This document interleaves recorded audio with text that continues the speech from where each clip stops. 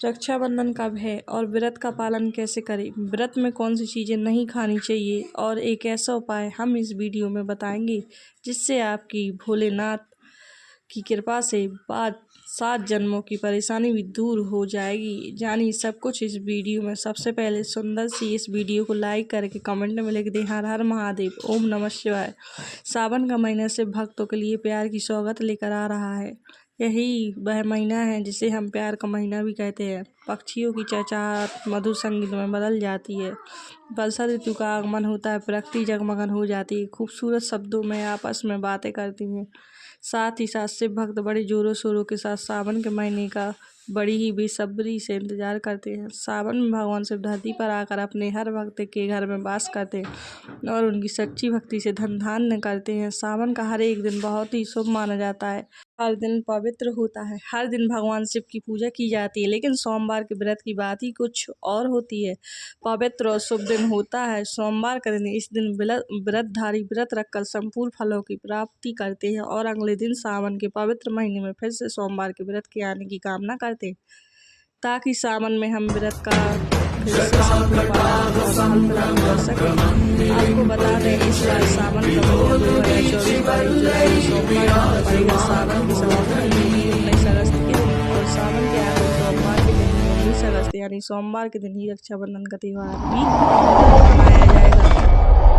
अब जानते हैं सावन किस पवित्र महीने में कितने सोमवार पड़ेंगे और आपको कितने व्रत रखने हैं। आइए जानते हैं। सावन मास का पहला दिन 22 जुलाई दिन सोमवार है। पहले ही दिन सावन में सोमवार पड़ने से 4 चांद लग गए हैं। सावन का दूसरा सोमवार व्रत 29 जुलाई दिन सोमवार है। तीसरा सोमवार व्रत 5 अगस्त। सावन का पवित्र चौथा व्रत 12 अगस्त के दिन पड़ेगा और 19 अगस्त सोमवार को सोमवार है। ऐसे में कुल मिला के 5 सोमवार पड़ेंगे और अन्य 19 अगस्त यानी सोमवार के दिन सावन समाप्त हो जाएंगे। ऐसे में हम जानते हैं कि सावन के सोमवार नहीं करनी चाहिए जिससे कि शिव नाराज हो और सावन व्रत में फल तो कभी मत खाना, नहीं तो भगवान भोले बाबा आपसे क्रोधित हो सकते हैं, आपका व्रत टूट सकता है। आइए जानते कुछ ऐसी सावधानियां जिसे भूलकर नहीं करनी चाहिए। नंबर 1, शास्त्रों में कहा गया है कि व्रतधारी को उधार मांगकर फल आदि नहीं खाने चाहिए, इससे पाप लगता है और व्रत अधूरा रह जाता है। सोमवार का व्रत हो या कोई भी व्रत क्यों न हो, पड़ोसियों से मांगकर भी व्रत आदि फल वगैरह नहीं खाने चाहिए। व्रत में उधार मांगकर खाने से व्यक्ति का व्रत झूठा हो जाता है। ईश्वर की शरण में आने पर व्यक्ति को झूठ नहीं बोलना चाहिए, कर्ज नहीं लेना चाहिए, चुगली आदि नहीं करनी चाहिए, उधार मांग कर भी नहीं खाना चाहिए। अगर आपको कोई अपनी मर्जी से खाने के लिए व्रत में कुछ देता है तो उसे आप खा सकते हैं, लेकिन व्रत में कम से कम उधार मांगकर फल आदि नहीं खाना चाहिए, इससे पाप लगता है और व्यक्ति की पवित्रता भंग हो जाती है। नंबर 2, सोमवार का व्रत हो या सावन का व्रत, आपको नाशपाती नहीं खाना चाहिए। दरअसल इस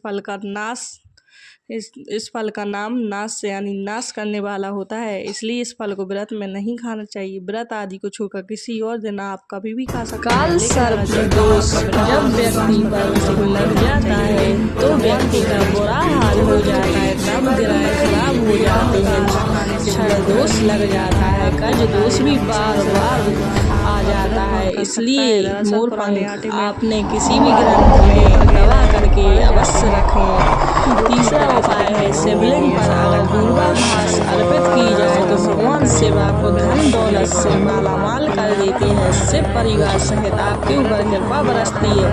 भगवान गणेश सुख समृद्धि से आपको परिपूर्ण कर देते हैं। आपके घर में कभी भी पैसों की धन दौलत की कमी कभी नहीं होती, गरीबी कभी नहीं आती, गरीबी भूल जाती है आपके घर का रास्ता। अब जान लेते हैं सावन सोमवार के व्रत में क्या खाना चाहिए और क्या नहीं खाना चाहिए। अगर आपने सावन सोमवार का व्रत रखा है तो आप इस दिन सात्विक भोजन ही करें। यह निर्जला व्रत नहीं होता, इसलिए इस व्रत में सेंधा नमक से बनी चीजें खा सकते हैं। अगर आपने फल खाने पर संकल्प लिया है तो नमक भूल कर भी न खाएं, आप फल वगैरह ही खाएं और कुछ मत खाना। व्रत में बाहर का गन्ने का जूस मत पीना, उसमें नमक पड़ा होता है, बाहर का जूस मत पीना। उनके बर्तनों में भी नमक पड़ा होता है और वह नमक आपके मुंह तक जाएगा तो आपका व्रत खंडित हो जाएगा। व्रत में डब्बा बंद जूस नहीं पीना चाहिए, उसमें कई केमिकल पड़े होते हैं जिससे व्रत टूट जाता है। सावन में कई बार शुक्रवार का दिन पड़ जाता है तो खट्टा भूल कर भी मत खाना, क्योंकि माता संतोषी इस दौरान जागृत अवस्था में हो जाती है, वह रुष्ट हो जाएंगी। इस दिन आप पानी पूरी, इमली की चटनी वगैरह, खट्टे फल वगैरह जाने अनजाने में भी मत खाना, क्योंकि इससे माता संतोषी क्रोधित हो जाएंगी। एक बार माता संतोषी रुष्ट हो गई तो आपको जीवन भर कष्ट भोगना पड़ेगा। माता रानी भोली है और सावन के महीने में जो भी शुक्रवार के दिन खट्टा खाता है उससे परेशानी और माता के क्रोध का सामना करना पड़ता है। सावन में साधारण नमक फलों पर लगाकर या अमरूद के बीज में भरकर भूलकर भी नहीं खाना चाहिए। आप सेंधा नमक फलों पर लगाकर खा सकते हैं। सावन के व्रत में चाय आप पी सकते हैं, लेकिन चाय में नमक मत डालना, इससे हड्डियां गल जाती हैं। सावन के व्रत में दूध नहीं पीना चाहिए, इससे भगवान से क्रोधित हो जाते हैं। सावन में हल्दी डालकर दूध पीने से भयंकर श्राप लगता है। सावन में बच्चों को दूध पी लेना चाहिए, पर घर में बड़ों को दूध नहीं पीना चाहिए। यदि सावन का व्रत अगर आपने मीठा रखा है तो आप खीर पराठा या दही पराठा खा सकते हैं। आप चाहे तो चना नमक से बने आलू के पकवान खा सकते हैं। आलू की सब्जी को तुम से देख ले, पुराने आटे में कीड़े पड़ जाते हैं जिससे आपका व्रत खंडित हो सकता है। व्रतधारी को सावन सोमवार के व्रत में आटा, बेसन, मैदा, सत्तू, अन्न और अनाज का सेवन नहीं करना चाहिए। इसके अलावा अन्य किसी भी व्यक्ति को मांस, मंद्रा, लहसुन, प्याज आदि का भी सेवन नहीं करना चाहिए। व्रत रखने वाले व्यक्ति को धनिया पाउडर, मिर्ची पाउडर, सादा नमक का सेवन भूलकर भी नहीं करना चाहिए। सावन में चाहे आपका व्रत हो या ना हो, किसी भी व्यक्ति को कड़ी पका नहीं खाना चाहिए और वही पत्तेदार सब्जियां, पालक, मेथी, दाल, भाजी। शारीरिक रूप से गंदे है तो मंदिर के आसपास भी नहीं जाना चाहिए। घर के बने मंदिर में कोई कपड़ा आदि डाल देना चाहिए। जरा आप ही सोचिए कि आप मांस खाकर या स्त्री के साथ शारीरिक संबंध बनाकर भगवान के पास जाएंगे और क्या वह आपसे प्रसन्न होंगे? बिल्कुल भी नहीं। वह आपसे क्रोधित हो सकते हैं और आपसे नाराज हो जाएंगे। शास्त्रों में इसे घोर पाप माना गया है, इससे व्यक्ति नरक में जाता है। ऐसा दुष्ट स्वभाव मनुष्य की बर्बादी का कारण माना गया है। ऐसा ना करें। ईश्वर के सामने हमेशा नहा धोकर मन पवित्र लेकर ही जाना चाहिए, इससे सभी शक्तियाँ आपसे प्रसन्न रहती हैं। सावन के महीने में महादेव को ऐसे बेलपत्र कभी मत चढ़ाना, बहुत ही अशुभ माना जाता है। पौराणिक मान्यताओं के अनुसार बेलपत्र चढ़ाने से शिव जी का मस्तक शीतल रहता है। बेलपत्र से भगवान शिव की पूजा करने से दारिद्रता दूर होती है और व्यक्ति सौभाग्यशाली बनता है। इससे हनुमान जी भी प्रसन्न होते हैं व्यक्ति, क्योंकि वे शिव के ही अवतार हैं और इस बात को शायद ही कोई जानता हो। पहले आप यह जाने कि बेलपत्र का उपयोग और इसके साथ कैसे मिलते हैं। दोस्तों, नंबर 1, तीनों लोकों में जितने तीर्थ स्थल प्रसिद्ध हैं वे सभी तीर्थ स्थल बेलपत्र के मूल भाग में स्थित माने जाते हैं। इस बात को शायद ही कोई जानता है। नंबर 2, यदि बेल का वृक्ष घर के बीचों बीच या पूर्व दिशा में लगा हो तो घर में धन धान्य की कोई भी कमी नहीं रहती और परिजन खुशहाल रहते हैं। नंबर 3, जो व्यक्ति बेल के वृक्ष के मूल भाग की गंध पूजा अर्चना करता है उससे मृत्यु के पश्चात शिव की प्राप्ति होती है। अब जानते हैं कुछ खास बातें। चतुर्थी, अष्टमी, नवमी, चतुर्दशी और अमावस्या तिथियों को संक्रांति के समय और सोमवार को बेलपत्र नहीं तोड़ना चाहिए। पूजा से एक दिन पूर्व भी बेलपत्र तोड़कर रख ले। आपको बता दें, बेलपत्र कभी अशुभ नहीं होते। यदि आपको पूजा के लिए नया बेलपत्र नहीं मिल रहे हैं तो आप किसी दूसरे के चढ़ाए हुए बेलपत्र को स्वच्छ जल से धोकर भगवान शिव को अर्पित कर सकते हैं। बेलपत्र में 3 पत्तियां होनी चाहिए। कटी फटी पत्तियों का बेलपत्र भगवान शिव को अर्पित गलती से भी मत करना। कटी फटी पत्तियों को अर्पित करने से शिव का अपमान माना जाता है और बेलपत्र का भी। इसलिए बेलपत्र की पत्तियां एकदम साफ होनी चाहिए।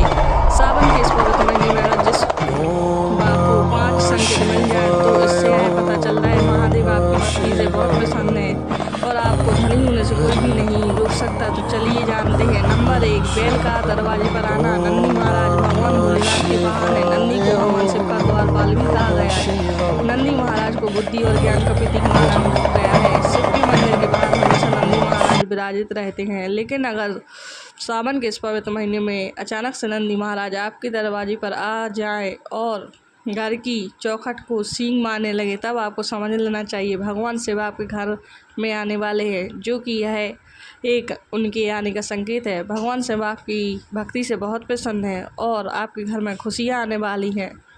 आपको धनी होने से कोई नहीं रोक सकता, लेकिन याद रहे नंदी महाराज को तिलक लगाकर मीठा भोग जरूर खिलाएं। नंबर 2, सावन के पवित्र महीने में अचानक से आपके सामने से अगर शिवलिंग दिखाई दे जाए अर्थात भगवान शिव दिखाई दे जाए तो इससे आपको यह समझना चाहिए कि अब आपके जीवन से परेशानियों का अंत जल्दी हो जाएगा। भगवान शिव आपकी सच्ची आराधना भक्ति से बहुत खुश हैं और वह आपके घर में आने वाले हैं। ऐसे में याद रहे शिव की भक्ति में कोई भी कमी नहीं आनी चाहिए। घर को गंदा मत रखना क्योंकि आपके घर में भगवान शिव आने वाले हैं। नंबर 3, शास्त्रों के अनुसार माना गया है कि नीलकंठ भगवान शिव का प्रतीक है। अगर आपके घर में सावन के महीने में नीलकंठ छत पर आकर बैठ जाए तो उसे भूल कर भी मत भगाना क्योंकि यह भगवान शिव का प्रतीक माना गया है।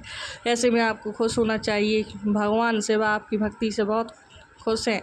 शास्त्रों में बताया गया है कि नीलकंठ अगर मनुष्य के घर पर आकर बैठ जाए तो साक्षात भगवान शिव के आने के संकेत माने गए हैं। अब आपके बुरे दिन जाने वाले हैं। कहते हैं श्री राम ने इस पक्षी के दर्शन करने के बाद ही रावण पर विजय प्राप्त की थी।